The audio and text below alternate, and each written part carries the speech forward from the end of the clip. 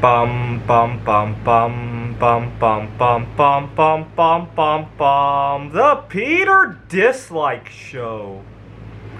Bum bum bum bum bum bum bum.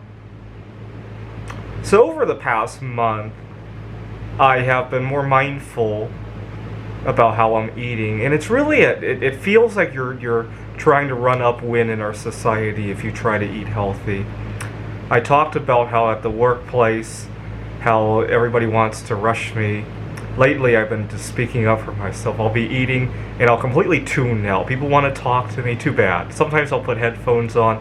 Other times I'll just flat out ignore these people. And later on, I'll explain to them what's going on. But at the moment, they're going, "Hey, Andrew, can you come look at this?" And I'm just mindfully eating, and I tune it out. In my mind, I pretend that I'm pressing the mute button on the rest of society when I eat. I mean, unless it's an emergency, right? If there's a fire in the building, sure, wake me up from that, right? But if you just want to know how to do something at work, if you just want to talk about politics or who loves who in the office, no, go away. So lately, I've been learning to press the mute button when I'm eating, even if I have to take longer than I should. I still press the mute button as long as it's beneficial to both of us. Let's put it that way. And unfortunately, it's really uphill. I also went on a date last week, and unfortunately, we had a little bit of disagreement on how long a meal should take.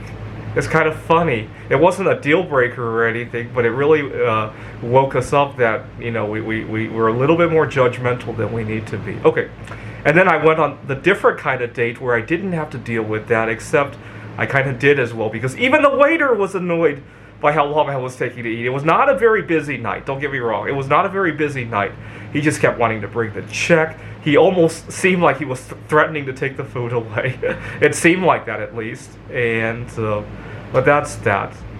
And then I read a story about somebody who just quiet quit their job because their boss confiscated their lunch break as punishment. Now let me rephrase that to you. Imagine you're doing a really bad job. I'm trying to think about a job where this would work. Imagine you're a silver miner, right? You mine silver in Wallace, Idaho. Or better yet, you mine bismuth there because silver is all depleted now, right? And silver is only a byproduct of mining the bismuth. Now, you do a really bad job. You keep coming up with things that you think are bismuth, but it's lead. Maybe you find some aluminum. Maybe you find, well, you won't find aluminum solid in the ground. Maybe you find some silver, but now silver is worth a whole lot less than bismuth, right? Instead of bismuth. Or you find some uranium, or you keep finding other things that are not bismuth, right? Maybe you strike it rich. Maybe you find a really good radioactive weapon of some sort, right? Maybe it's polonium-210 or plutonium. Whatever the case is, you're doing a bad job.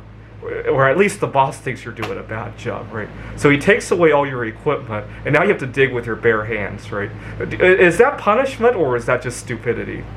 So people forget that self-care is a tool for us to use our human capital most efficiently. People forget that, right? The next time you want to punish somebody by taking away their work-life balance, just imagine how stupid it would be to take away their computers, their equipment, to do their jobs, right?